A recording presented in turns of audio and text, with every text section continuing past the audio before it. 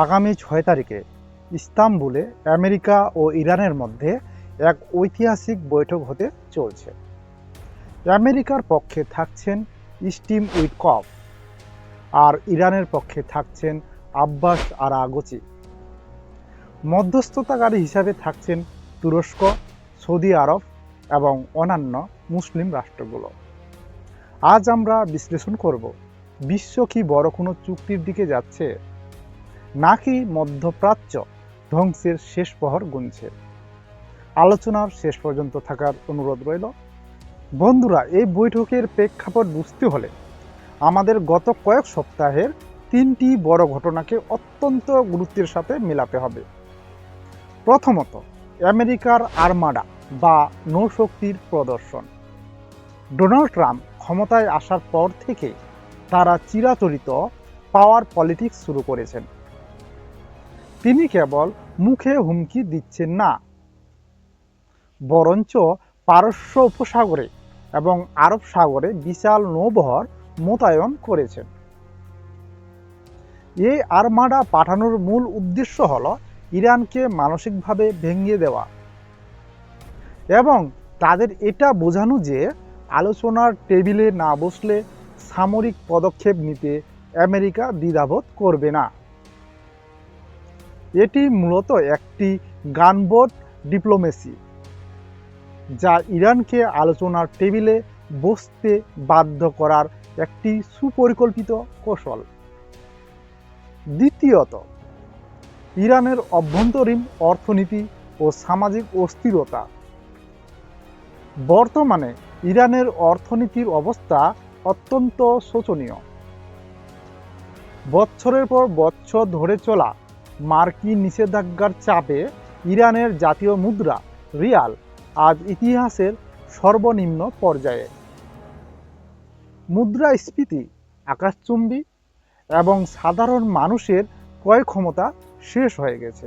President Masoud Pezeshkian একজন সংস্কারবাদী নেতা হিসেবে ক্ষমতায় এসেছিলেন, কিন্তু তিনি জানেন যে যদি দ্রুত অর্থনৈতিক নিষেধাজ্ঞা না কমে, তবে দেশ জুড়ে আবারও বড় ধরনের অভ্যন্তরীণ বিদ্রোহ বা গণবিক্ষোভ শুরু হতে পারে।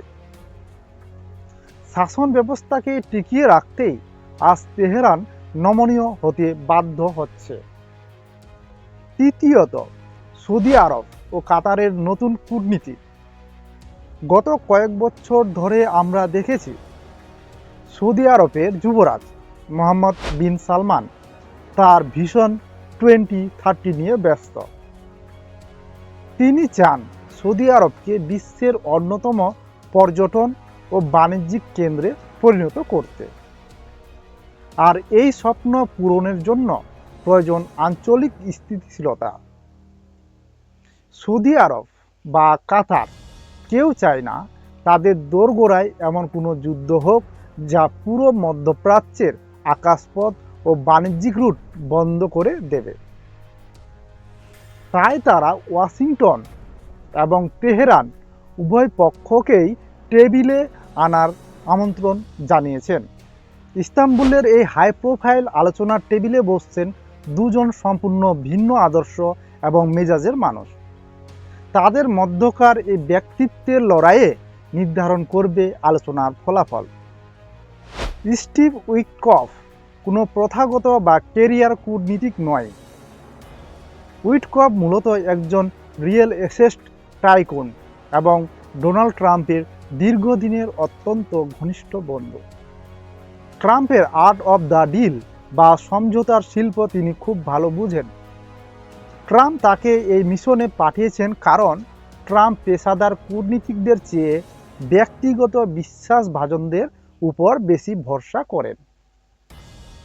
উইটকফের লক্ষ্য একদম পরিষ্কার ও সোজা, ইরানকে সর্বোচ্চ চাপে ফেলে আমেরিকার জন্য সেরা ডিলটি ছিনিয়ে আনা।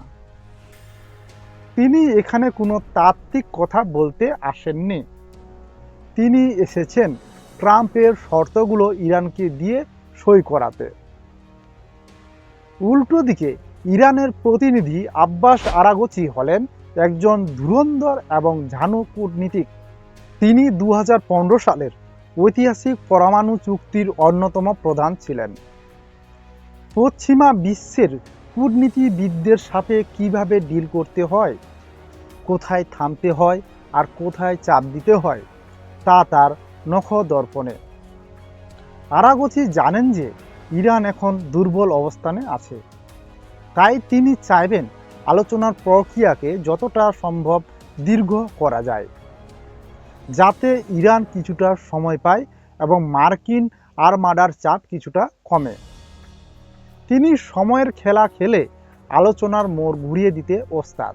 ইস্তাম্বুলের এই রুদ্ধদ্বার বৈঠকে মূলত 5টি প্রধান পয়েন্ট রফাদফা হতে পারে, যা পুরো বিশ্বের নিরাপত্তার সাথে জড়িত।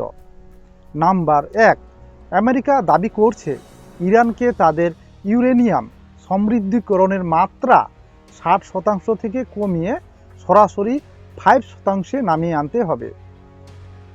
এটি ইরানের পরমাণু অস্ত্র তৈরির সক্ষমতাকে পঙ্গু করে দেবে। এর বিনিময়ে ইরান দাবি করছে তাদের বিদেশের ব্যাংকগুলোতে আটকে থাকা শত শত কোটি ডলার অবিলম্বে ফেরত দিতে হবে এবং তেলের উপর থেকে নিষেধাজ্ঞা সরাতে হবে। নাম্বার 2, কেবল পরমাণু নয়, ট্রাম্প প্রশাসন এবার ইরানের মিসাইল টেকনোলজি নিয়েও চিন্তিত।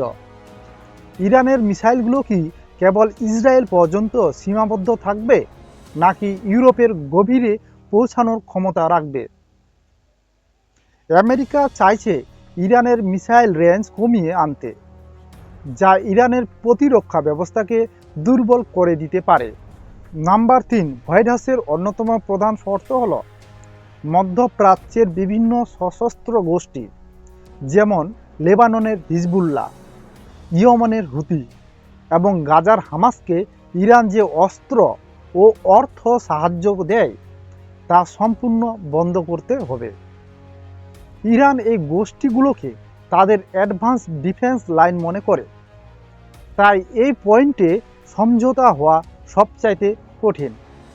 নাম্বার 4, ইরান বর্তমানে ধুঁকতে থাকা অর্থনীতি বাঁচাতে প্রতিদিন কমপক্ষে 20 লাখ ব্যারেল তেল বিশ্ববাজারে রপ্তানি করার অনুমতি চাইছে। যদি ট্রাম্প এই অনুমতি দেন, তবে বিশ্ববাজারে তেলের দাম হু হু করে কমে যাবে, যা রাশিয়ার মতো তেল উৎপাদনকারী দেশের জন্য উদ্বেগের কারণ হতে পারে।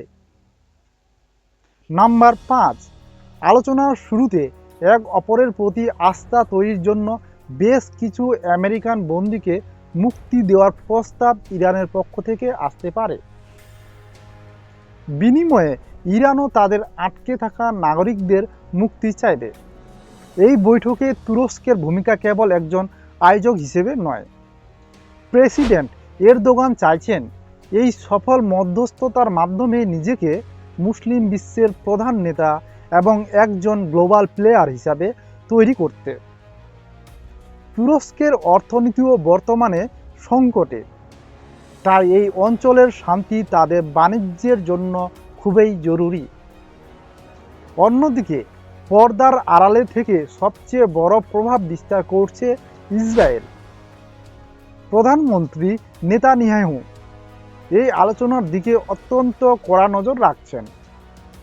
ইসরায়েলের স্পষ্ট কথা, যদি এই চুক্তিতে ইরানের পরমাণু সক্ষমতা পুরোপুরি ধ্বংস না হয় এবং ইসরায়েলের নিরাপত্তা নিশ্চিত না হয়, তবে তারা এই চুক্তি মানবে না। প্রশ্ন উঠছে, যদি ইস্তাম্বুলে কোনো সমঝোতা হয়ও, তবে ইসরায়েল কি এককভাবে ইরানের উপর সামরিক হামলা চালিয়ে এই শান্তি প্রক্রিয়া নস্যাৎ করে দেবে? এটি এখন আন্তর্জাতিক মহলের সবচাইতে বড় দুশ্চিন্তা। বন্ধুরা, আমাদের মুদ্রার উল্টো পিঠটাও দেখতে হবে।